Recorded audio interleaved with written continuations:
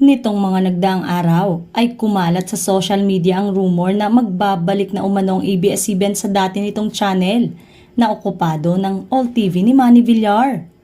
Agad namang winakasan ng ABS-CBN ang mga kumakalat na mga haka-hakang ito na nanggaling sa mga avid kapamilya supporters. Sinabi ng top management ng ABS-CBN sa kanilang mga empleyado na wala ng intensyon ng ABS-CBN na magtungong muli sa Kongreso para humingi ng prangkisa. Sa isa umanong internal memo, malinaw na sinabi ni na ABS-CBN Carlo Katigbak at COO Cory Vidanes na there are no plans to apply for another broadcast franchise.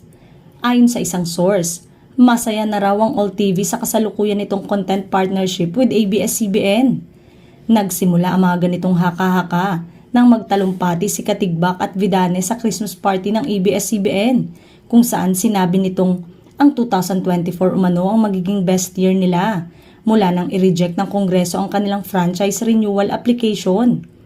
Inihayag din ng mga big boss ng Kapamilya Network na wala umanong simple solution or quick fix para sa problemang pinansyal ng ABS-CBN sa loob ng isang taon. Nilinaw nila na sila ay umaasa na gumaganda na ang lagay ng kumpanya dahil sa kanilang strength sa storytelling, mga natatanggap na suporta mula sa mga advertiser at ang magagandang partnership sa mga platform provider.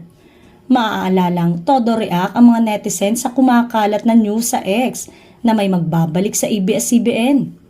Ayon nga sa Kongreso, sa susunod na taon ay maaari na muling mag-apply ng panibagong prangkisa ang ABS-CBN, ngunit ayon nga sa network ay hindi nila ito priority sa ngayon, pero malay mo ay magbago pa ito sa mga susunod na araw.